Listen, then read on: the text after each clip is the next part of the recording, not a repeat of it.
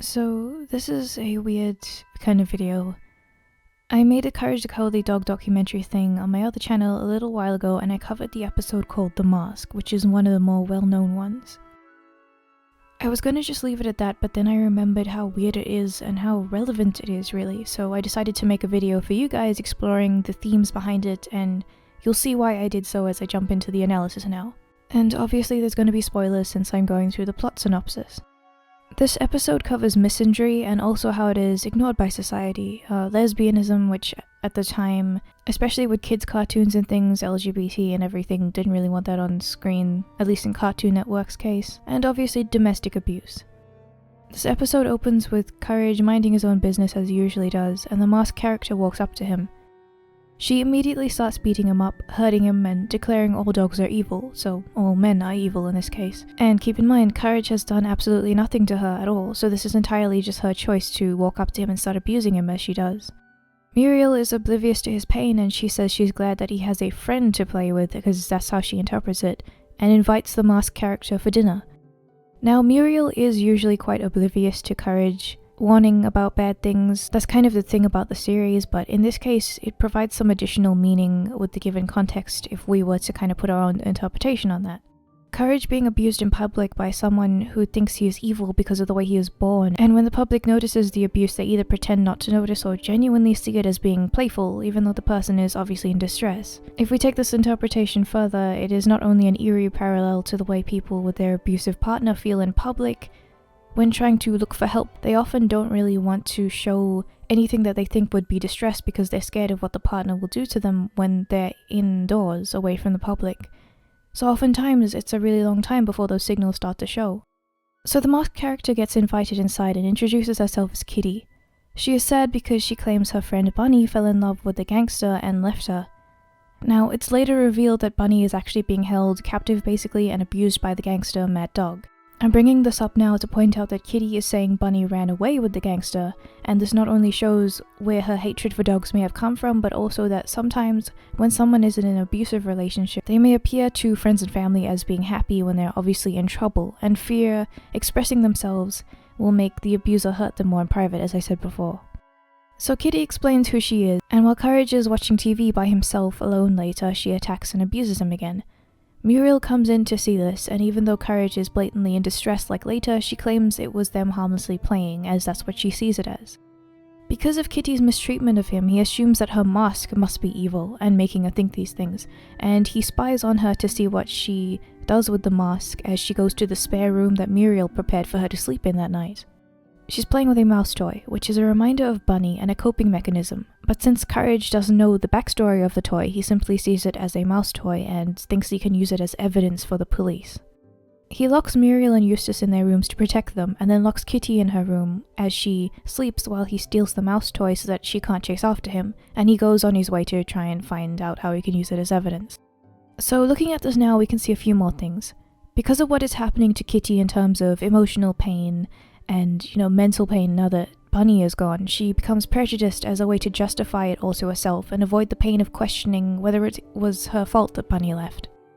Now, if you look at it from another angle of the abuse of Mad Dog and the way that he's holding Bunny hostage, Kitty would see all dogs as evil through her prejudice lens as she's witnessing her close friend being treated badly by one dog and she feels helpless. So she justifies herself being a bad person to other dogs as a way to kind of go, well, I can't hurt that specific person because I'm scared, but if I hurt another one, maybe that's me doing something. Maybe that's me not being as helpless. Now keep in mind throughout all of this does not excuse Kitty's behavior in any way towards Courage. It does not excuse being a bigoted person in any way, but I'm trying to show you where it is coming from. The point of this is obviously to explain that just because one person is bad does not mean that all people in the demographic are bad, but it also means that if someone has a bigoted view, you should kind of stop and ask why they have it. Don't just assume that they're a terrible person on all fronts just because of this, because while that may sometimes be the case, sometimes there's a little bit more going on, and if you can help, you may be the reason why they are no longer bigoted at the end of the day. You can help them if you reach out if possible, so you should probably try. So back to the story, Kitty wakes up and realizes the toy is gone, and then she figures out that Courage must have taken it. She tries to get out of her room, and so do Muriel and Eustace as they wake up wondering what's going on. Meanwhile, Courage learns from another character, Charlie the Mouse, that the gangster Mad Dog is keeping Bunny captive at his house.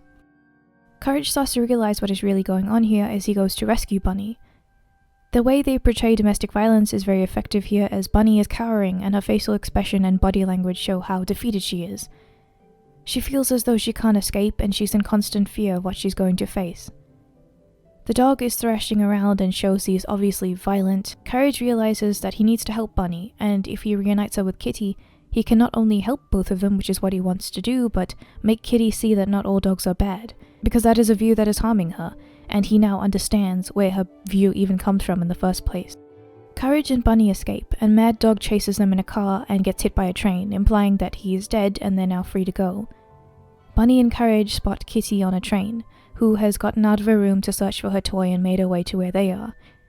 She pulls Bunny up to her place on the train and hugs her close, while they say that they can be together now, and she admits that not all dogs are bad. Courage returns home.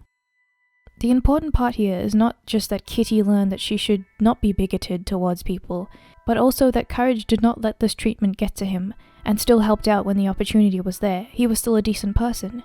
If he didn't reach out and offer this kind gesture, if he didn't try to understand what was going on, he would have not helped her with her views.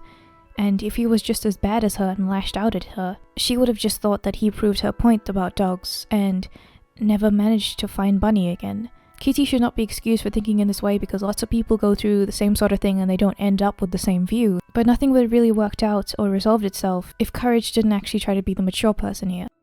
It's understandable that being treated differently because of the way that you were born, your gender, whatever it is a horrible thing, and it's gonna make you feel really angry.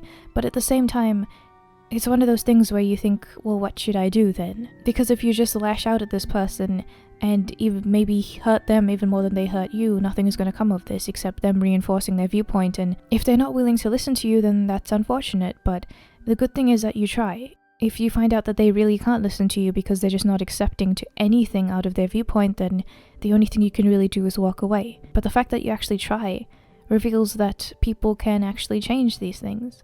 And some people have just gone through something and interpreted it the wrong way. Everyone has a story, and you need to look a little bit to find it. Sometimes it sucks, but that's the way it is. I really think that this episode in particular highlights a lot of that stuff, which is why I wanted to kind of talk about my own interpretation of what's going on here. And that's really all I have to say for now.